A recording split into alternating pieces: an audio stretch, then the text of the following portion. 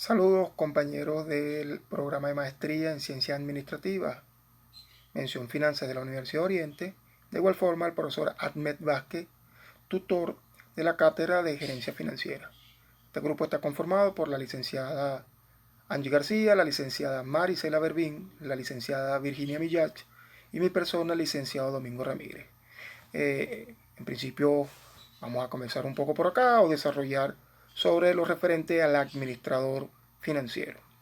En cada compañía o empresa se recomienda contar con un área financiera debido a todos los beneficios que agregan a las empresas, ya que por medio de los indicadores financieros permiten medir la capacidad económica y afrontar sus obligaciones. Del mismo modo, la capacidad de generar utilidades. Estas herramientas se vinculan con un administrador financiero que es el encargado de la correcta aplicación de los recursos monetarios. El administrador financiero asimismo debe contar con la capacidad para la toma de decisiones relacionadas con la inversión y el financiamiento, junto con personas que funjan un nivel jerárquico superior al director de finanzas, como es el caso del consejo de administración o un comité, el que se aprueben todas las elecciones de negocio. Cabe mencionar que la estructura organizacional de cada empresa es distinta debido a sus necesidades y regulación aplicable.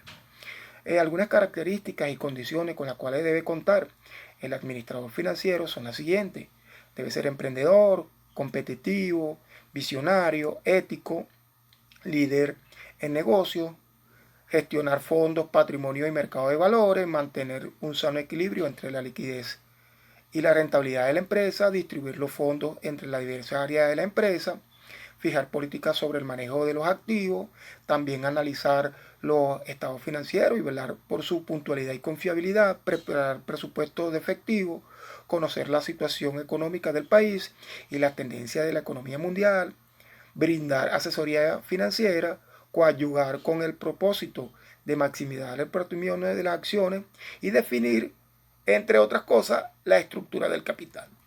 Hay que destacar que no solo se hace mención a actividades relacionadas con la finanza, sino que también el asesor financiero o administrador financiero refiere la importancia de un desarrollo humano integral que genera un liderazgo dentro de la organización. Así que pues el administrador financiero no debe limitarse a las funciones básicas como la toma de decisiones de inversión, financiamiento y administración de bienes, sino que hasta ahora también debe formar parte de la toma de decisiones rumbo al desarrollo de la empresa de manera integral, para así poder generar mayor valor a los inversionistas en las empresas. Seguidamente vamos a hablar un poco, desarrollar lo que tiene que ver con el sistema financiero en la economía, sobre todo de manera particular a lo referente a los mercados financieros. Los mercados financieros se prestan como el lugar donde tienen lugar intercambio de activos financieros entre agentes económicos. Su mención reside básicamente en la intermediación entre los que ahorran y los que precisan financiación, que en realidad son compradores y vendedores respectivamente. En estos mercados financieros cualquiera puede desempeñar la función de inversor, desde el trabajador que ahorra un dinero todos los meses y decide invertirlo en un plan de inversión, a la persona que compra letras del tesoro o acciones que el que solicita una hipoteca para financiar su vivienda. El funcionamiento de los mercados financieros está marcado por la ley de la oferta y la demanda, lo que significa que cuando alguien desea comprar algo a un precio concreto, solo podrá adquirirlo a ese importe si alguien está dispuesto a venderlo a ese precio.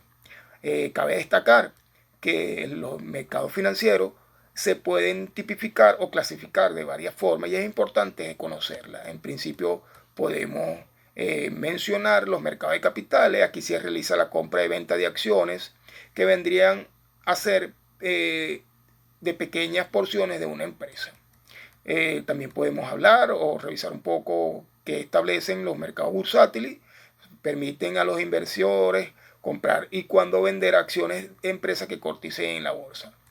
Los mercados de bonos es una inversión de deuda en la que un inversor presta dinero en una entidad del gobierno. En el caso venezolano nosotros sabemos que la única empresa estatal que emite bonos es el Petróleo de Venezuela.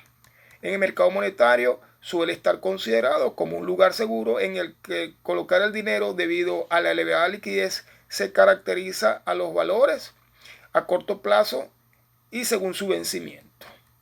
en el mercado de divisa y mercado de intercambio se da entre bancos e instituciones financieras, excluyendo a los inversionistas menores y a los operadores más pequeños. Seguidamente, en cuanto a las herramientas financieras, podemos comentar que se refiere a los estados financieros pro forma. Estos precisan los informes de estados financieros actuales y proyectados. En adición, están basados en ciertos supuestos y eventos hipotéticos que puedan ocurrir o que puedan darse en el futuro en las instituciones o en las empresas. Los estados pro forma pueden incluir elementos que la compañía considera que puedan ser una medida o cifra precisa para estimar su desempeño. Sin embargo, los estados financieros preparados con los principios de contabilidad generalmente aceptados siguen pautas escritas. Los inversores y analistas deben usar los estados financieros para la exactitud en las finanzas. Sin embargo, los estados financieros pro forma pueden ser utilizados simplemente con fines informativos. Por ejemplo, los estados financieros pro forma para proyecciones. Esto dan ideas claras de las finanzas y el potencial de ganancia de las empresas con base a los resultados del año hasta la fecha y algunas suposiciones. En el caso de los estados financieros para financiación, estos pueden ser utilizados para mostrar a los posibles inversores en caso que la empresa busque nuevos fondos. Es decir, cuando la empresa no tiene capacidad de autofinanciarse, se emiten este tipo de estados financieros con la idea de captar dinero en entidades bancarias, en el mercado financiero o con inversionistas.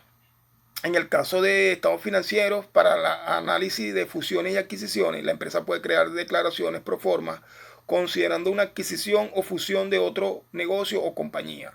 La compañía creará estados financieros de los últimos 2 o 3 años, considerando la adquisición y considerando su impacto.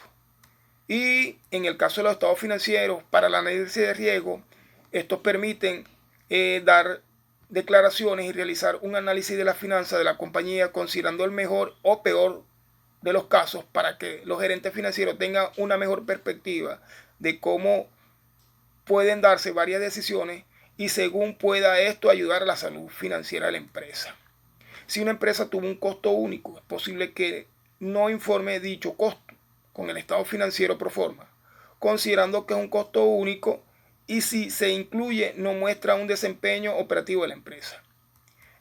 Por último, los estados financieros pro forma pueden ser un buen indicador para que la empresa muestre a los inversores la perspectiva de ganancias normales, pero también es importante eliminar el costo único porque hace que la empresa parezca rentable cuando tal vez está perdiendo dinero. Buenas tardes, por aquí la licenciada Marisela Berbín para hablarles de las políticas de capital de trabajo en la administración de los activos circulantes. Vamos a comenzar definiendo el capital de trabajo neto y qué importancia tiene este para las empresas.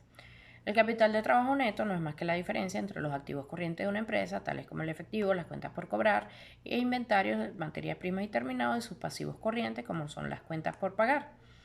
Esto nos da, por lo tanto, una medida de la eficiencia operativa de la empresa, así como de su salud financiera a corto plazo. Es por esto que decimos que si los activos corrientes de una empresa no exceden a sus pasivos corrientes, entonces puede haber problemas para pagar a los acreedores e inclusive puede quebrar la empresa. Esta también nos permite medir la liquidez a corto plazo de una empresa y obtener un diagnóstico general de la capacidad gerencial de la empresa para utilizar los activos de manera eficiente. Y también nos puede permitir estimar la capacidad de crecimiento rápido de una empresa. Cuando hablamos de la liquidez y su función, podemos decir que la liquidez es la cualidad de los activos para ser convertidos en dinero efectivo de forma inmediata sin pérdida significativa de su valor. De tal manera que cuanto más fácil es convertir un activo en dinero, se dice que es más líquido. Esto también va a depender de la oportunidad que se tenga de venderlo y la sencillez del proceso de compra. Es por esto que decimos que una empresa que cuenta con suficiente liquidez puede decidir, o es más viable decidir, invertir en obligaciones del Estado, puesto que estos representan una forma de asegurar la liquidez del negocio ya que a corto plazo son un mercado muy líquido, puesto que resultan más fáciles que vender que decidirse a invertir en locales comerciales o cualquier otra propiedad inmobiliaria, puesto que su venta requiere de más tiempo y un gasto más considerable. La administración del efectivo e inversiones tiene como objetivo mantener la inversión del efectivo en el nivel más bajo posible sin afectar la operación eficaz y eficiente de la empresa. Por lo general, la meta se reduce a la máxima: cobra pronto y paga después. Se analizan las maneras de acelerar las cobranzas y administrar los desembolsos. Además, las empresas tienen que invertir de manera temporal el efectivo inactivo en títulos negociables a corto plazo. Por esto que decimos que las empresas necesitan contar con dinero efectivo suficiente para mantener la solvencia, pero no tanto para que permanezca ocioso en los bancos, ganando muy poco rendimiento. Y una de las formas más atractivas para guardar ese dinero ocioso es la inversión en valores negociables.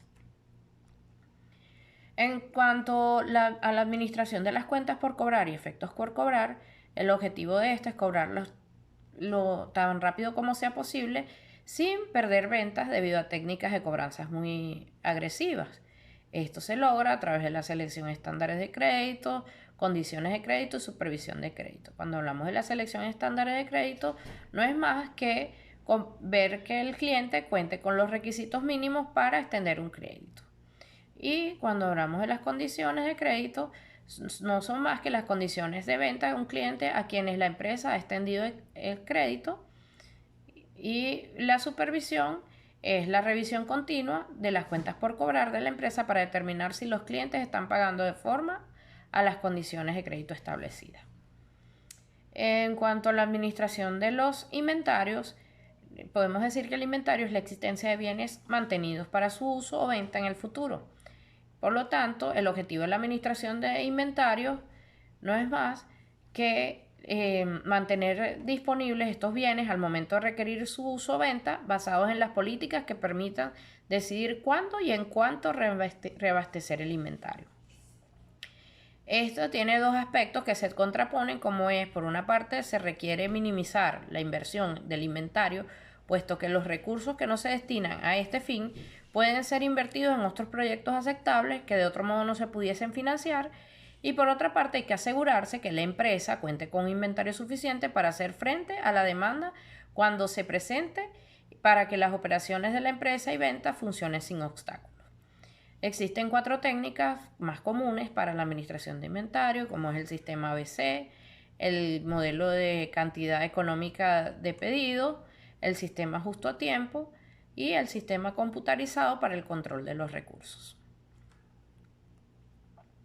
Las técnicas de presupuesto de capital. Podemos decir que el presupuesto de capital no es más que el proceso de planeación o administración de las inversiones a largo plazo de la empresa. Mediante este proceso, los gerentes de la organización tratan de identificar, desarrollar, evaluar las oportunidades de inversión que pueden ser rentables para la empresa. De una forma muy general, podemos decir que esto no es más que comprobar si los flujos de efectivos que generará la inversión en un activo exceden a los flujos, a los flujos que se requerirá llevar a cabo para realizar dicho proyecto. Es por esto que decimos que un presupuesto de capital mal realizado puede traer consecuencias muy graves a una empresa, del mismo modo que un presupuesto de capital efectuado de forma correcta le puede traer beneficios. Por ejemplo, una empresa que desee invertir en activos fijos con fines de crecimiento de renovación tecnológica, que por lo regular implican desembolsos muy significativos, además de que estos activos se adquieren con la intención de mantenerse por periodos de tiempo que con frecuencia se extienden por 5 años o más, si se lleva a cabo esa mala decisión al invertir en estos activos, esto puede significar para la empresa la diferencia entre una empresa exitosa durante varios años y una empresa con dificultades para sobrevivir. Entre las técnicas más comunes para la evaluación de capital tenemos el periodo de recuperación, el valor presente neto y la tasa interna de retorno. El periodo de recuperación no es más que el periodo requerido para que la empresa recupere su inversión inicial del proyecto calculado a partir de las entradas de efectivo, y esta no considera explícitamente el valor temporal del dinero. El valor presente neto se calcula restando la inversión inicial de un proyecto presente de sus entradas de efectivo descontadas a una tasa equivalente a al costo de capital. Esta sí toma en cuenta en forma explícita el valor temporal del dinero. Y la tasa interna de retorno es la tasa de descuento que iguala el valor presente neto a cero, debido a que el valor presente neto es igual a la inversión inicial. Es la tasa de rendimiento anual compuesta que la empresa ganará si invierte en el proyecto y recibe las entradas de efectivo esperadas. Ampliando un poco más lo que se refiere a la técnica de evaluación de capital del valor presente neto, podemos decir que es una medida del beneficio que rinde un proyecto de inversión a futuro a través de toda su vida útil, puesto que supone el equivalente en unidades monetarias actuales de todos los ingresos y egresos presentes y futuros que constituyen proyectos. Y si hablamos de la tasa interna de retorno, podemos decir que es la tasa de interés o rentabilidad que generará un proyecto. Esta se va a encargar de medir la rentabilidad de inversión, el porcentaje de beneficio o pérdida que tendrá esta inversión para los montos que no hayan sido retirados del proyecto. Esta funciona como una herramienta complementaria del valor presente neto.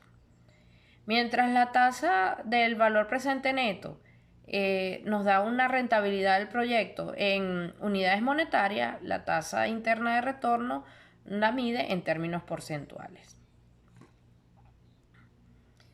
Cuando hablamos de la comparación entre el valor presente neto y la tasa interna de retorno, la primera diferencia a mencionar es la forma de estudiar la rentabilidad del proyecto. Como lo dije anteriormente, el valor presente neto lo hace en términos absolutos netos, es decir, unidades monetarias, nos indica el valor del proyecto al día de hoy, mientras que la tasa interna de retorno nos da una medida relativa en un tanto por ciento. Estos métodos también se diferencian en la manera en el tratamiento de los flujos de caja. Por un lado, el valor presente neto considera los distintos vencimientos de los flujos de caja, dando preferencia a los más próximos y reduciendo así el riesgo, y asume que todos los flujos se reinvierten a la misma tasa de descuento que se emplea en el propio análisis. Por otro lado, la tasa interna de retorno no considera que los flujos se reinviertan periódicamente a la tasa de descuento, sino a una tasa de rendimiento, sobreestimando la capacidad de inversión del proyecto. Cuando hablamos de proyectos independientes y proyectos mutuamente excluyentes, podemos decir que los independientes, como mismo lo dice la palabra, pueden conducir son proyectos que se pueden realizar sin depender ni afectar o ser afectados por otros proyectos. Estos proyectos pueden conducir a la decisión de hacer ambos, ninguno o solo uno de ellos. Por lo tanto, los criterios de valor presente neto y de tasa interna de rendimiento siempre conducirán a la misma decisión. Acéptese o rechácese. Si el valor presente neto afirma que el proyecto debe aceptarse, la tasa interna de retorno dirá lo mismo. Por ejemplo, una empresa con fondos muy ilimitados podría tener proyectos independientes aceptables, como es la adquisición de aire acondicionado en las instalaciones, la adquisición de una pequeña empresa proveedora y la compra de un nuevo equipo de computación. Desde luego, la aceptación de cualquiera de estos proyectos no evita que los demás sean tomados en consideración, ya que los tres podrían llevarse a cabo. Cuando hablamos de proyectos mutuamente excluyentes, son aquellos que tienen la misma función y por lo tanto compiten entre sí. Es por esto que la aceptación de un proyecto, de un grupo de proyectos mutuamente excluyentes, elimina a todos los demás del grupo para ser tomados en consideración. Por ejemplo, una empresa que necesita incrementar su capacidad de producción podría lograrlo mediante la expansión de sus instalaciones, la adquisición de otra empresa o la negociación de otra empresa para aumentar la producción. Por supuesto, la aceptación de uno de los proyectos elimina la necesidad de los otros. Políticas de financiamiento a corto y largo plazo. Para las empresas, el financiamiento es una herramienta muy importante, pues en muchos de los casos, este suele ser el motor de la misma.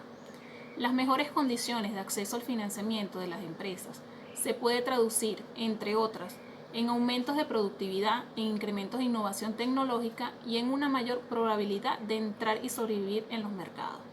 El financiamiento puede ser para capital de trabajo, activos fijos o circulantes, es decir, para financiar su operación diaria dentro de un ciclo financiero o de caja, o para activos fijos, que son activos de larga duración o vida útil, que se requiere para su actividad. Estos créditos son a largo plazo, porque su inversión es muy elevada. Existen diferentes tipos de financiamiento y hay muchas maneras de acceder a ello entre dos formas de financiamiento según quien provee el dinero solicitado. Entre ellos está financiamiento propio o interno. Es aquel que proviene de los mismos participantes en el proyecto o la empresa, es decir, del interior de la organización, de sus inversores o instituciones particulares que a menudo requieren de cierta validación. Financiamiento de terceros o externos es aquel que proviene de terceros ajenos al proyecto de la empresa o la empresa, es decir, que es asignado por otras empresas particulares o instituciones que a menudo requieren de un cierto tipo de validación, contraprestación o endeudamiento. Otra forma posible de clasificar el financiamiento es según el tiempo que dura el mismo. Entre ellos está el financiamiento a corto plazo, el cual es fruto de arreglos que esperan recibir resultados en plazos breves, es decir, menos de un año. Financiamientos a largo plazo, cuando el fruto es de arreglos que no se esperan resultados a corto plazo, sino a plazos mayores, es decir, superiores a un año. Existen muchos tipos de financiación empresarial, desde los más clásicos hasta los más nuevos métodos. Son distintas las fuentes que poseen características especiales según cada situación. La gerencia financiera es una herramienta básica en toda organización. Para ella, además de analizar la empresa, se pueden tomar las decisiones más acertadas para hacerlas crecer. Para ello, el gerente financiero debe conocer sobre el valor económico que tiene la organización a fin de orientar adecuadamente las alternativas óptimas de inversión y financiamiento. Las relaciones de tasaciones. Las instituciones financieras y mercados crean el mecanismo a través de los cuales los fondos fluyen entre los ahorradores, que son los proveedores de fondos, y los inversionistas demandantes de fondos. El nivel de flujo de fondos entre proveedores y demandantes puede afectar de manera significativa el crecimiento económico. El crecimiento se debe a la interacción de diversos factores económicos, como la oferta de dinero, las balanzas comerciales y las políticas económicas, que afectan el costo del dinero. Esto es la tasa de interés o el rendimiento requerido, el cual representa el costo del dinero. La tasa de interés es la compensación de un demandante de fondos debe pagar a un proveedor cuando se presta fondos. El costo por prestarlo es la tasa de interés. Cuando los fondos se obtienen por medio de venta de una participación en la propiedad, como en venta de acciones, el costo para el emisor demandante se denomina comúnmente rendimiento requerido, que refleja el nivel de rendimiento esperado del proveedor de fondos. La tasa de interés o el tipo de interés es, en pocas palabras, el precio que tiene nuestro dinero. La estructura de tasas de interés es un importante indicador financiero para todas las economías alrededor del mundo, ya que además de relacionar las tasas de interés con sus plazos, resume también las expectativas de los agentes sobre la evolución futura de esta. Hay que recordar que los constantes cambios en el ámbito económico, en las leyes y otros factores exigen que las empresas estén a la vanguardia de estos acontecimientos para permanecer en el mercado, obligando a los dirigentes de las organizaciones a buscar e implementar nuevas formas y estrategias que permitan maximizar los factores productivos de la empresa mediante la planeación, ejecución y el control de responsabilidades, específicamente en el área financiera. Muchas gracias por su atención.